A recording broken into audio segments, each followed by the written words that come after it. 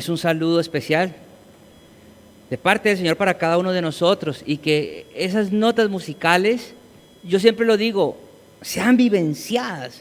O sea, usted las sienta, se le erice la piel. Yo todavía me acuerdo de ese gol que le hizo Rincón a Alemania en el 90. Todavía me acuerdo cómo lo grité y se me paran los pelos. Que cuando usted alaba y adora al Señor, se le paren los pelos. Eso es alabar a Dios. Eso es adorar a Dios. Que cuando usted adore al Señor, se le quebrante la voz. Eso es adorar a Dios. Que cuando usted adore y alabe a Papá Dios, lo que usted está cantando, lo viva y se lo imagine y se monte en la película. Eso es adorar y alabar a Papá Dios. Ahí es cuando nos conectamos en adoración. Ahí es cuando nos conectamos en adoración. Entonces quiero desafiarlo siempre, que en su casa, en el trabajo, en la calle, si usted no quiere cantar a pulmón porque en el trabajo se lo prohíben, en su mente, adore a Papá Dios, alabe a Papá Dios en todo momento. ¿Le parece? Dios las bendiga al 80% de mujeres, por eso es que el Señor siempre las bendice a ustedes. Una feliz noche otra vez. Saluda a esos pocos hombres que vemos por acá, salúdelos a esos pocos que vemos por acá, ¿sí? Mire, si puede tomar asiento, si las personas entendieran, y yo siempre lo digo y a veces algunos pastores se enojan conmigo, que el ministerio fue respaldado especialmente por las mujeres, y eso está en el Nuevo Testamento, las mujeres tendrían un valor mucho más significativo para ellas mismas, más que para Jesús, más que para la palabra. Pero yo sigo diciendo, Jesús vino a dignificar a la mujer y ponerla en su sitio de honra. Pero a veces ustedes, las mujeres, hablo general, no las que están acá, hablo general, a veces no comprenden ese rol importante que ustedes juegan en un hogar, en un trabajo, en un ministerio. Y eso muchas veces se ve reflejado en las iglesias. Digo, mire, hoy jueves, mire, muchas mujeres, las felicito, vemos pocos hombres.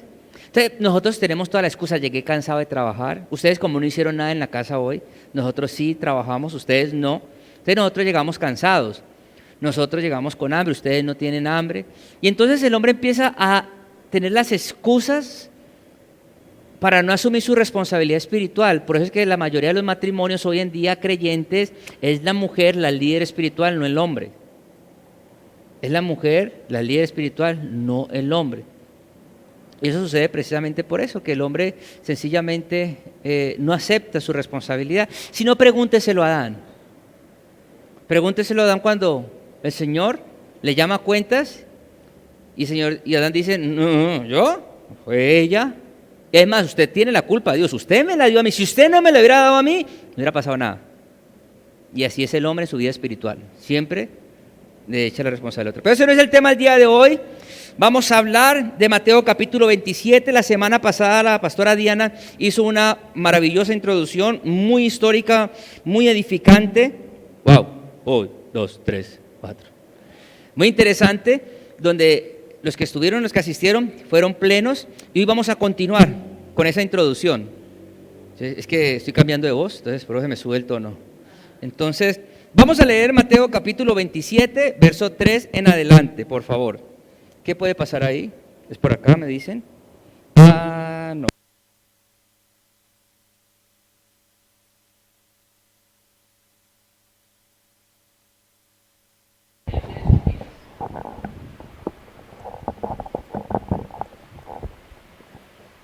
Gracias, Pau. 1, 2, 3, 4, 5. Perfecto.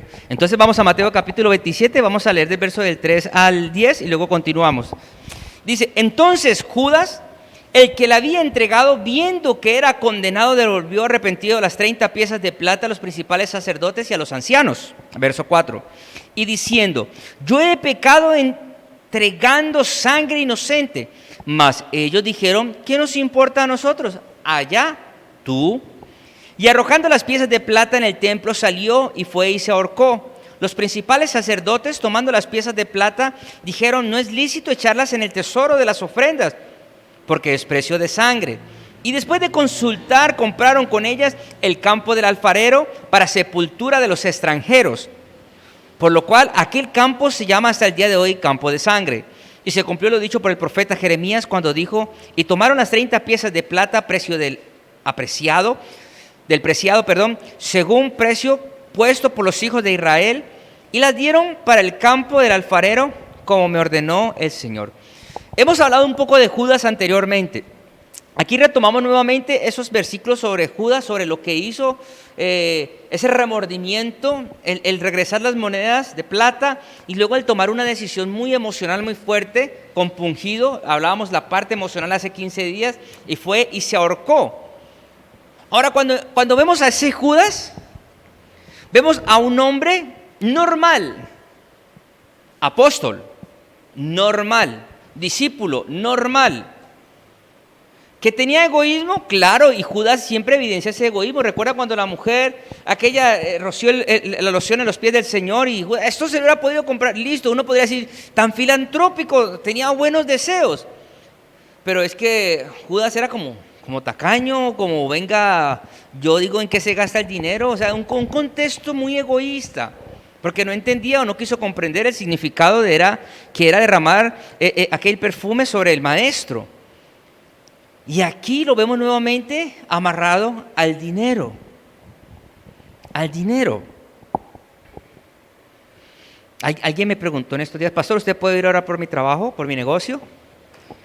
Yo le dije: voy con una condición. Yo le pregunté: ¿cuál es el propósito que tú quieres que yo vaya para que ore por tu negocio? Y me dijo: yo quiero que me vaya bien. ¿Qué es que te vaya bien? Yo quiero ganar dinero. ¿Por qué quieres ganar dinero? Porque quiero proyectar mucho mejor y sostener a mi familia. Súper. Y me dice: y además quiero bendecir a Dios. Yo le dije: ¿tú quieres bendecir a Dios? Ahora tienes un negocio, quieres bendecir a Dios, quieres que te vaya bien. ¿Tú diezmas y ofrendas? No. Y si antes no lo hacías, ¿qué asegura que lo hagas ahorita que te va a ir mucho mejor? No, porque yo se lo prometí. Entonces, hagamos esta oración. Yo voy a orar para que el Señor te respalde y te honre. Pero si tú lo engañas, para que te quiebres. No ore por mí, pastor. Perfecto. Dios conoce tu corazón. Por eso Dios me puso estas palabras para ti. En Judas vemos ese sentimiento de amor al dinero, no a las cosas de Dios. Y cualquiera de nosotros puede ser Judas. Es más, cualquiera de nosotros pudo haber sido Judas. O cualquiera de nosotros es Judas ahora. A Judas lo asociamos con algo: traición. Pero cuando tú ves a Judas, va mucho más allá de una traición. Va mucho más allá de darle un beso al Señor. Va mucho más allá de un remordimiento, no arrepentimiento. Y va mucho más allá de que haya buscado una solución fácil, como ahorcarse. El verso 6 que acabamos de leer es tan fuerte que los mismos sacerdotes dicen: bueno, esto es precio de sangre. Es decir, si usted lo quiere ver ahí en la Biblia como algo profético, precio de sangre por la muerte de Judas, precio de sangre por la muerte de Cristo, porque enseguida Judas fue y se ahorcó. Entonces, el contexto de los hipócritas religiosos de aquella época, que negociaron la vida del maestro por 30 monedas de plata, no la querían recibir e ingresarla ¿a dónde? Al templo en la ofrenda, sino que dijeron: esta plata es precio de sangre, hay que hacer algo con ella. Y vemos cómo todo el plan perfecto de Dios no se le sale de las manos, porque se cumple lo que estaba predestinado a suceder, de que el Señor fuera a la cruz, con Judas o sin Judas, pero se cumple. Entonces, quiero aprovechar a esta hora para decirte que cualquier cosa que estemos pasando en este momento, hoy, no vayas a pensar que, chanfle, ¿y ahora quién puede defenderme? No, esto el Señor ya sabía que iba a suceder. Lo que te pasa en tu vida hoy El Señor ya sabía que te iba a suceder. Es más, lo que te pasa en tu vida hoy, el Señor, antes de que tú fueses creado, el Señor ya dio la solución para el problema que te pasa el día de hoy. Simplemente que Él permite para procesar, para enseñarnos, para tratarnos, para moldarnos, para pulirnos, para refinarnos, para limpiarnos y busque todo lo que usted quiera. Pero Él sabe que el final va a sacar la mejor versión tuya y mía. El problema es cuando actuamos como Judas, que nos movemos en remordimientos y salimos a ahorcarnos y no permitimos los procesos de Dios. Pedro, en cambio, que lo estudiamos la semana, hace 15 días, pasó lo mismo. Usted podría decir, Pedro traicionó al Señor. Igual lo traicionó, solamente que a él no le dieron monedas. Pero Pedro traicionó al Maestro, porque Pedro le prometió que iba a estar con él hasta la muerte. Y ese mismo Pedro, usted no ve a Judas echando madres por Jesús, o ofendiendo con vulgaridades a Jesús. Vemos a un Pedro que sí lo hizo. Y sin embargo, en el mismo proceso, permitió ser tratado, permitió ser procesado, y conocemos lo que Dios hizo en Pedro. Es decir, que si usted y yo permitimos que Dios haga lo que tenga que hacer en nuestra vida, ese producto final va a ser hermoso. Dígale que está a su lado, va a ser hermoso. Dígale. Eso, va a ser hermoso. Es más, mire a la persona que está a su, dígale, y ya está quedando hermoso y hermosa. Dígale, eso. Sí. Mueva esa cabellera así. Y así es. Y eso lo tenemos que tener en cuenta. Ese fue el proceso con Judas. Y empezamos en el verso 11, donde dice, Jesús pues estaba en pie delante del gobernador. Y éste le preguntó diciendo, ¿eres tú el rey de los judíos?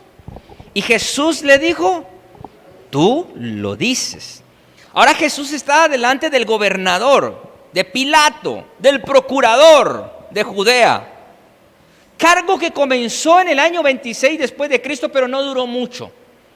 Porque Pilato se caracterizó por ser muy sanguinario, por ser muy violento. La gente lo detestaba. Los judíos lo detestaban. Roma lo detestaba. Y eventualmente sería destituido. Él fue destituido de su cargo. Años después, 10, 15 años, dicen los historiadores, fue destituido. Pero ante ese gobernador fue que Jesucristo se presenta. Y Pilato le pregunta, ¿eres el rey de los judíos? Recuerde Caifás, en el capítulo 26, verso 63, le dice, dinos, ¿tú eres el Hijo de Dios? Vemos dos autoridades diferentes. Una autoridad espiritual y una autoridad monárquica, o veámoslo legal, como rey, como emperador, como usted lo quiera. Dos personas le hacen la misma pregunta. Dos personas tienen la inquietud. Ahora entendamos algo. Pilato pregunta desde su ignorancia.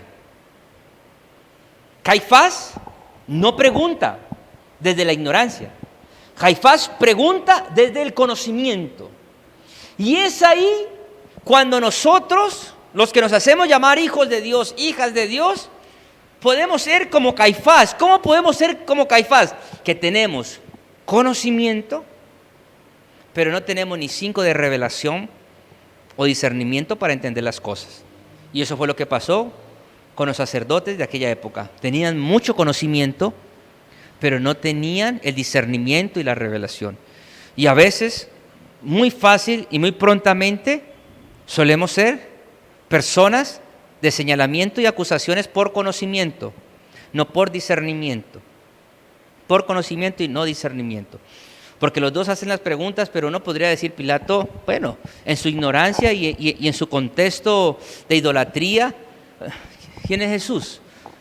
Pero el sacerdote, por obligación, necesitaban conocer todos los contextos históricos de la antigüedad, los jerarcas, los profetas mayores, los profetas menores, las promesas mesiánicas. O sea, para ellos esto no era nuevo.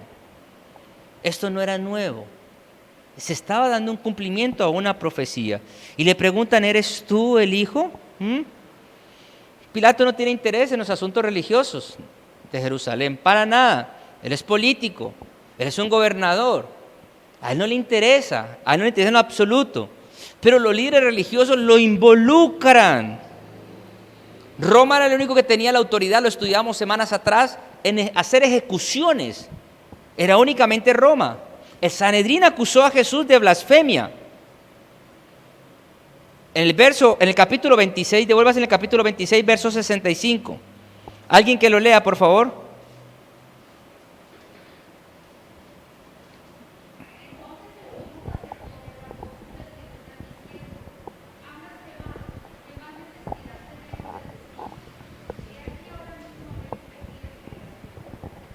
Perfecto. Recuerdan que cuando estuvimos leyendo los capítulos anteriores, el Sanedrín buscó 2 testigos falsos.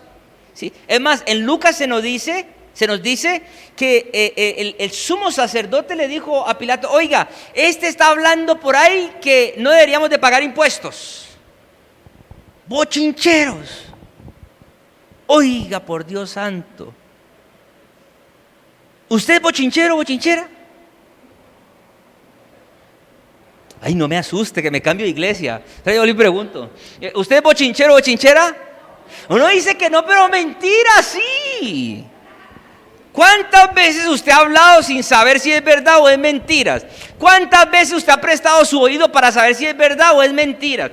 ¿Cuántas veces usted ha dado consejería a una mujer que está hablando mal de marido y como usted es mujer, entonces por ahí está la mujer y se iguala a ella y no pregunta al marido? O al revés, eso es bochincheros. Somos bochincheros.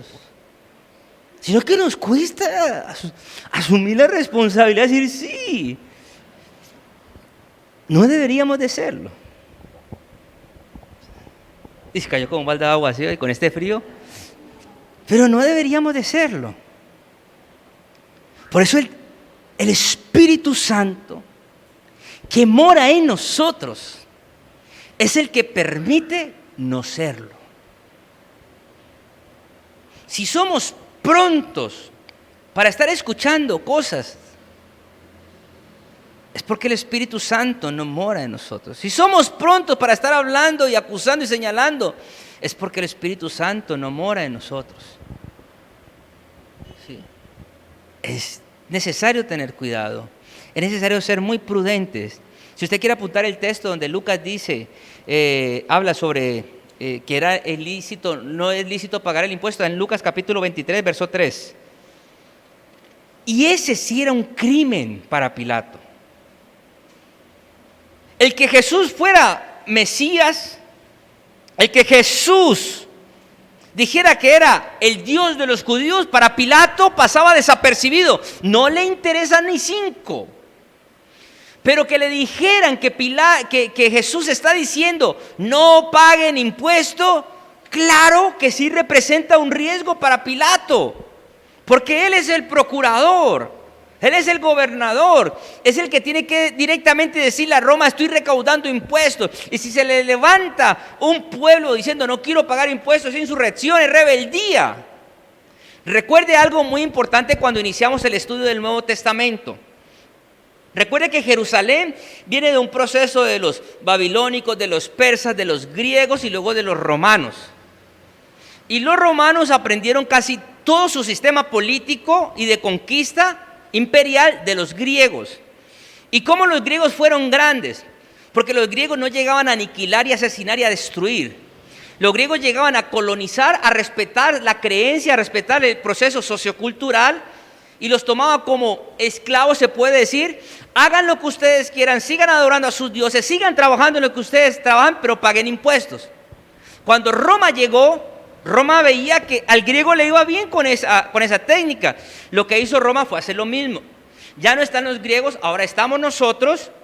Hagan, adoren a sus dioses, tomen todo lo que ustedes necesitan, pero sigan pagando impuestos ahora a Roma. Cuando a Pilato le dicen, es que este está diciendo que no hay que pagar impuesto. Recuerden que Roma estaba en su proceso de seguir siendo un gran imperio. Y para poder ser un gran imperio necesitaba sostener su fuerza militar. Era la fuerza militar más grande y más poderosa de aquella época. ¿Y cómo se sostiene una fuerza militar? Con plata, con dinero. Por eso, una de las acusaciones que Pilato tuvo en cuenta es, hablando sociopolíticamente y económicamente, es el no pagar impuestos. No pagar impuestos. Eso es importante que usted lo tenga. Entonces, en el verso mismo 11 dice, Jesús responde, tú lo dices. La misma respuesta que le dio a su amigo Judas en el capítulo 26, verso 25. La misma respuesta que le dio a Caifás en el capítulo 26, verso 64. Tú lo dices. El Señor no se complica, simplemente dice, tú lo dices. Ahora entienda algo. Él es rey. O sea, simplemente respondió su naturaleza. Su naturaleza. En estudios anteriores de Venciendo lo Imposible, que estamos viendo los días domingos, uno de los temas que yo he tratado que entendamos como pueblo de Dios es que entendamos quiénes somos. ¿Quiénes somos en realidad? ¿Cuál es nuestra identidad? ¿Sí? Si usted está en un colegio, usted no dice, estudio en un colegio. No, usted dice, yo soy del colegio tal. Si usted está en la universidad, usted no dice, estoy en cualquier universidad, usted estudia en la universidad tal. Si usted tiene un negocio, trabaja en una empresa, yo trabajo en la empresa tal.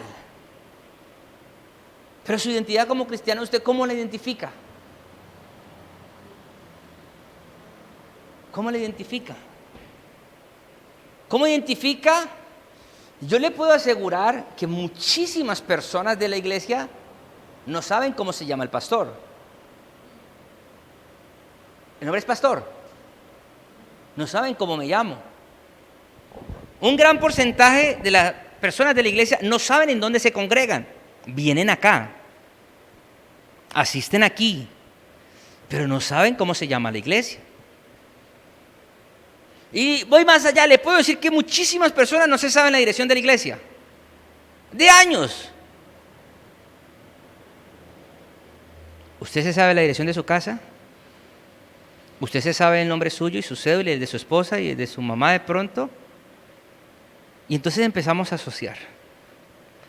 Uno lo que quiere, lo que anhela y lo que necesita, se lo sabe. ¿Cuántos manejan tarjeta de débito? Tarjeta de débito, cuenta bancaria. ¿Se sabe el número de su clave? ¿Por qué la sabe?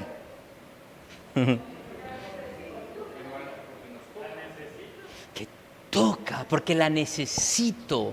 ¿Cuál es mi identidad en Cristo? ¿Cuál es mi identidad como cristiano?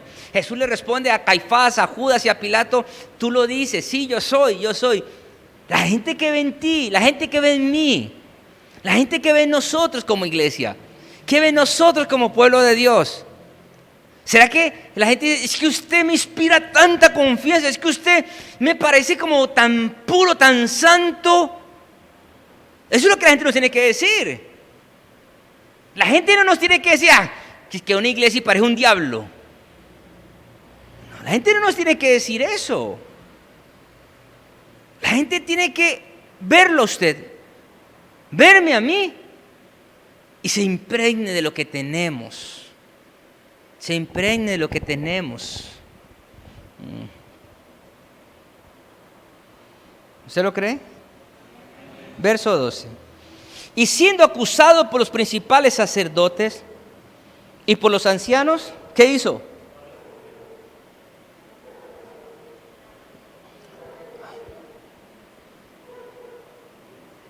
Los ancianos. Hoy ese nombre me ha dado vueltas en la cabeza, ¿oyó? Los ancianos y sacerdotes. Los ancianos y sacerdotes.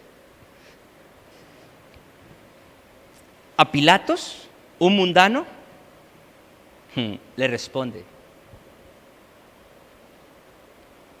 A los espirituales, no le responde. Y volvemos a la explicación que di ahora. El mundano no conoce. El espiritual se supone que ya conoce. Pero es que es precisamente el espiritual el que señala. Es precisamente el espiritual el que está acusando al maestro. Jesús dice que aquí dice en el verso 12, y siendo acusado por los principales sacerdotes, la eminencia religiosa, por los que se hace llamar ancianos, la gente de experiencia, de testimonio, le están acusando. Nada responde. Nada responde. Tremendo eso, ¿no? Verso 13. Pilato entonces le dijo, ¿no oyes cuántas cosas testifican contra ti? Pero Jesús no le respondió ni una palabra, de tal manera que el gobernador se maravillaba mucho.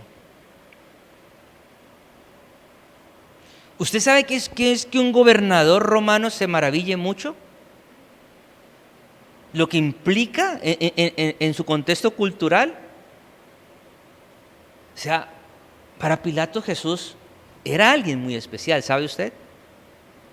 O sea, admiraba a Jesús. Se maravillaba de Jesús.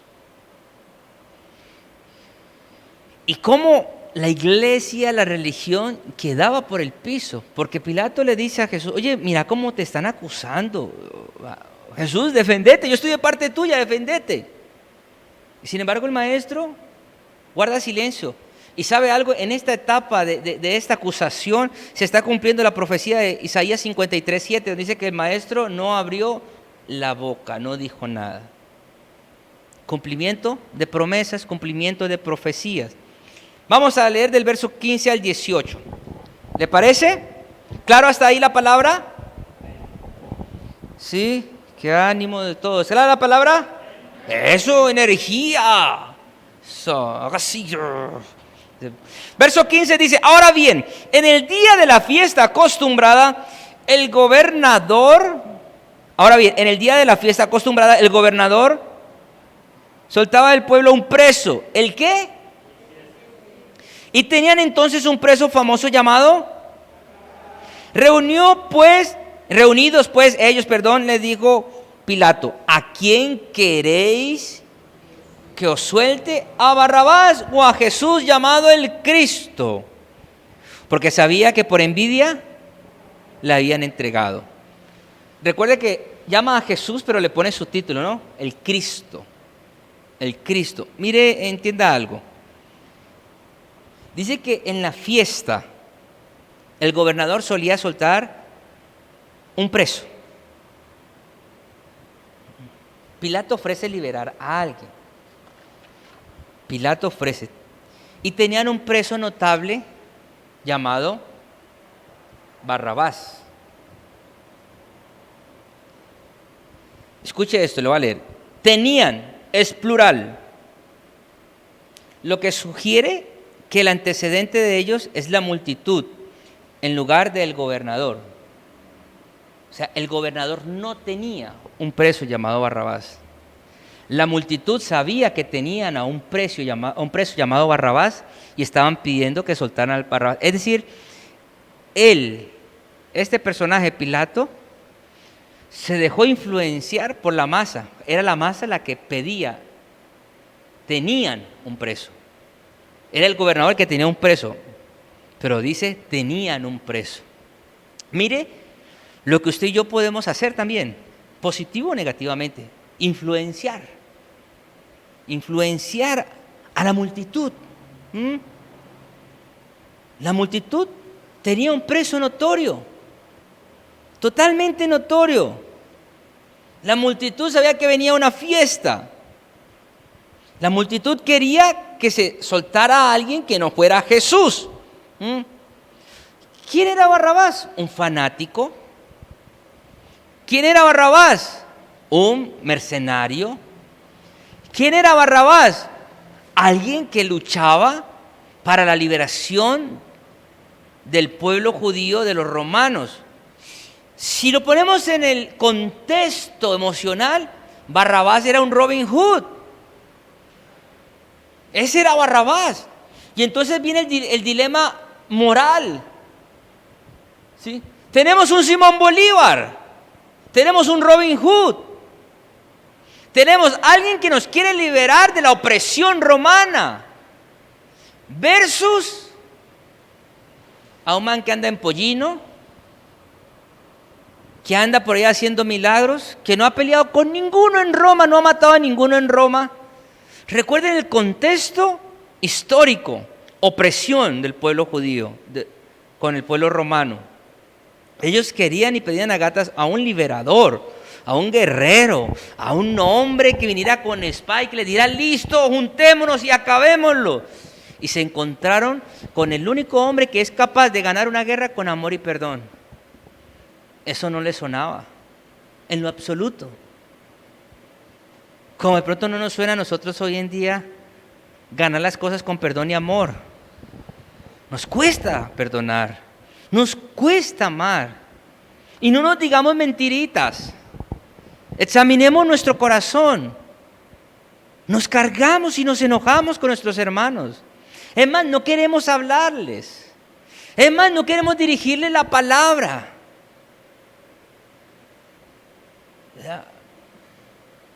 Somos humanos, somos emocionales, pastor, eso es normal. Sí, eso es normal, pero ¿cuántos años llevas sintiendo lo mismo? Eso no es normal, eso ya es anormal.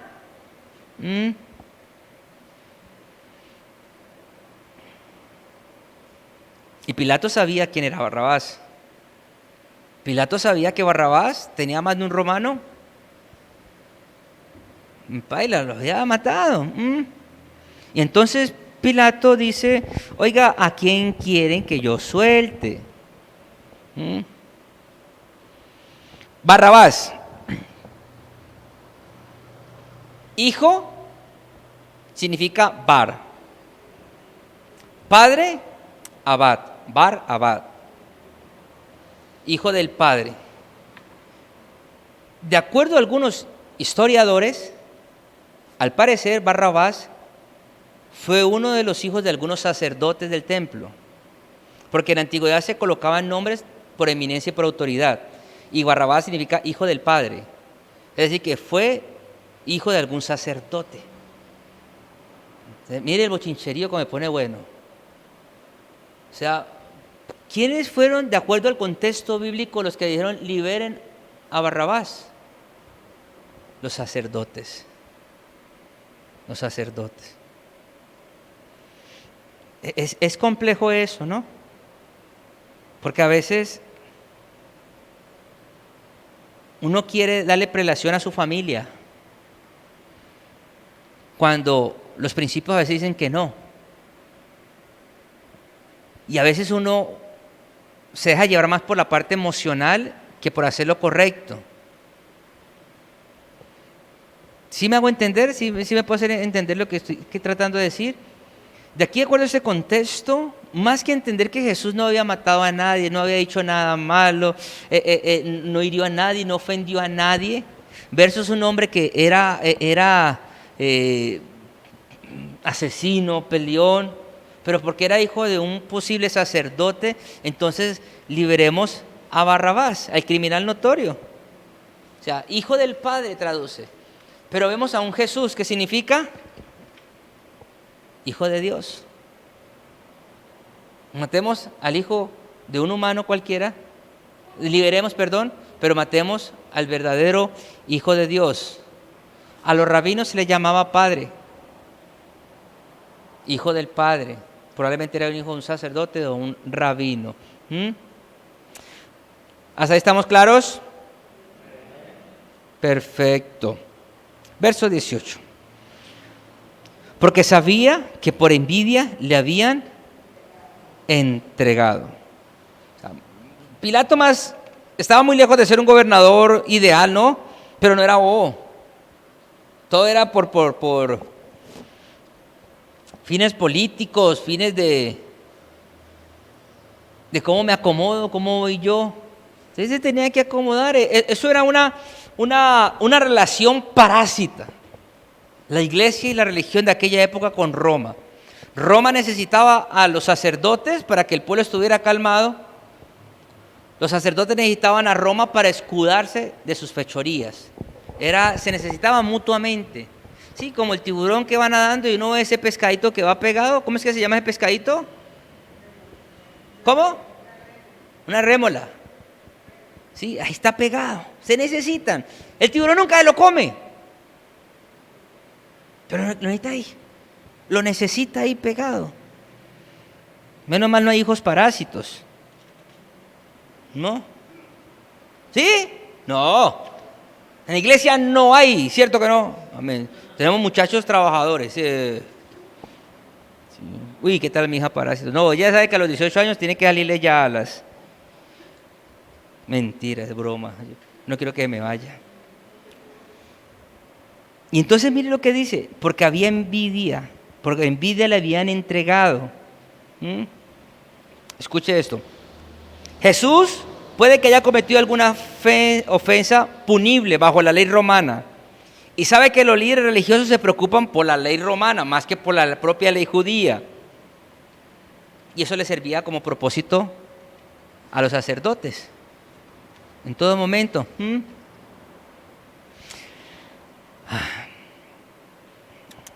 Dejemos ahí, que me emocione. Quedamos en el verso 18, porque sabía que la envidia le había entregado. Este proceso de Judas, este proceso de la entrega, este proceso de ver a Pilatos como gobernador, y para ellos fue una papa caliente, ¿no? La Biblia misma nos lo muestra, ¿no? Herodes, Pilato, Herodes, ¿qué hacemos con este? Y a veces yo no sé, cuando usted se ve las películas que ponen de Jesús, uno dice, ¡ay, pero por qué no lo salvó! O sea, ¿qué le costaba? Yo no sé si usted alguna vez pensó. Es que tenía que suceder. Sí o sí tenía que suceder para que usted y yo tuviéramos promesa. Sí o sí Él decidió pagar ese precio y aguantar el dolor por usted y por mí, por amor. Ojo, y no solamente por usted y por mí. ¿Sabe por qué más? Por todas las sillas vacías que están hoy aquí. Los que me dicen, cierre el domingo a las 11 que nadie viene. No, es que el Señor murió por esas sillas vacías que usted no está trayendo para que se llenen. Por eso Él decidió obedecer. Por eso Él decidió morir. Y yo quiero desafiarte a ti, y también voy a desafiar el domingo a la iglesia. A ti y a mí nos tienen que doler esas sillas vacías. Porque hay gente por la cual el Señor murió, sufrió, agonizó. Y usted y yo no estamos haciendo mucho. Y nos volvemos como los sacerdotes. Nos volvemos tan religiosos que estando sentados en esas sillas y yo parado aquí, nos sentimos cómodos. O sea, ya. Si sigo asistiendo a la iglesia, si leo la Biblia, si alabo a Dios y ofrendo, tengo mi eternidad. Pero las otras personas que no lo conocen, por ahí un personaje le dice, por poco me convences. ¿Ustedes recuerdan ese pasaje? Por poco me convences. Afuera hay gente esperando que la convenzamos del amor de Cristo.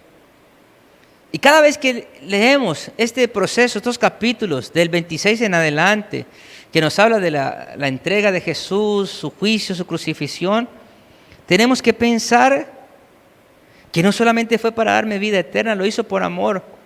Pero hay ese texto que marca todo nuestro proceso como hijos de Dios en Mateo capítulo 28, nos salvó con un único propósito: predicar de Jesús, del Evangelio, para que la gente sea salva, la gran comisión.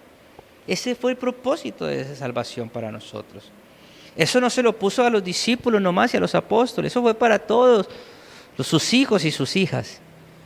Pero llega un punto donde nos volvemos tan simples en nuestra comunión con Dios y nuestro caminar con Dios,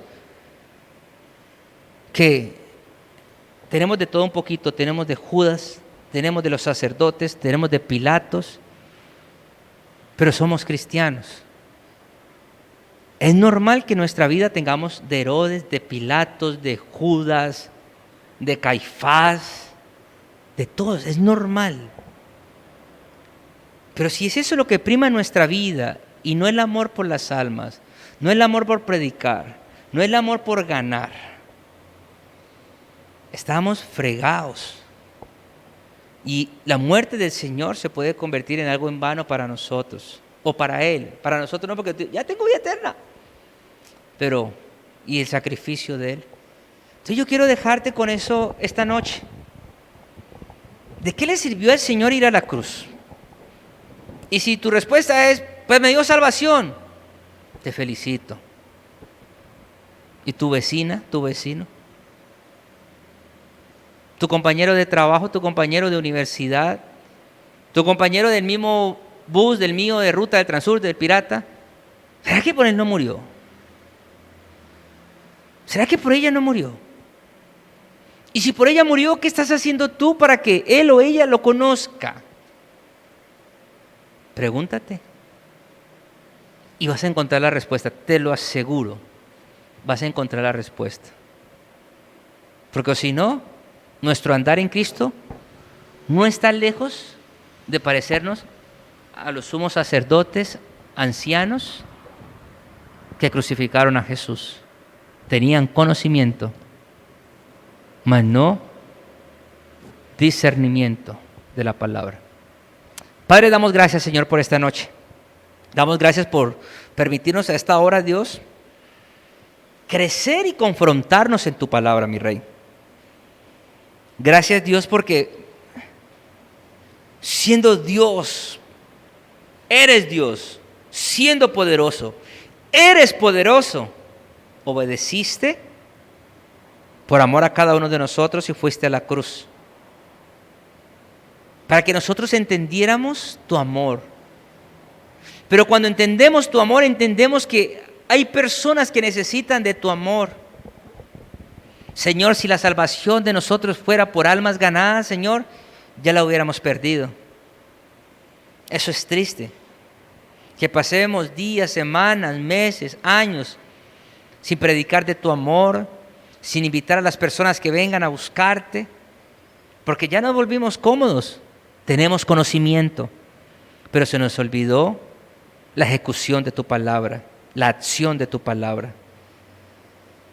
Hoy es un hermoso momento para pedirte perdón. Lo digo por mí, Señor. Yo no sé mis hermanos y hermanas a esta hora, pero te pido perdón por ver tantas sillas vacías en la iglesia y de pronto no hacer nada. Y la respuesta no puede ser, la gente no viene. No, la gente no viene porque yo no predico. La gente no viene porque no invitamos. La gente no viene porque no oramos por ellas. La gente se pierde porque soy negligente como hijo, como hija.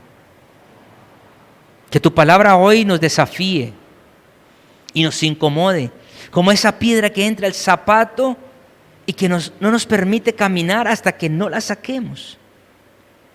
Que el no predicar se convierta en esa piedra, Señor, que nos incomode. Y hasta que lo hagamos, Señor, podamos sentirnos libres.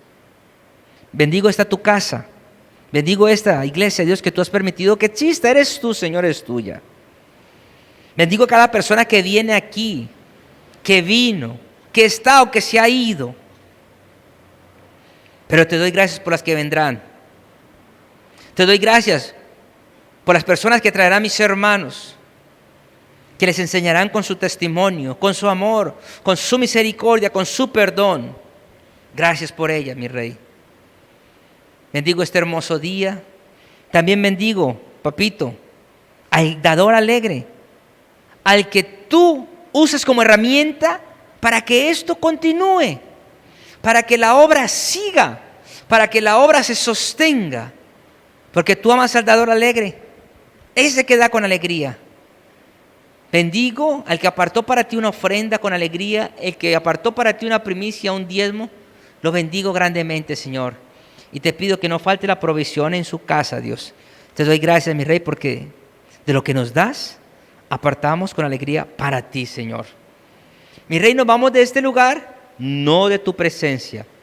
Y nos desafiamos, Señor, a ser nutridos por tu palabra y a encontrarnos el domingo en la celebración de adoración familiar, donde todos unidos seguiremos siendo edificados, Señor. Te damos gracias, mi Rey, en el nombre de Jesús. Amén. Dios les bendiga, familia. Si usted apartó algo para el Señor, allá está el alfolí. Nos vemos. Mañana hay jóvenes, el domingo los espero. Inscríbanse y me despido de las personas que nos siguen por redes sociales. Bendiciones.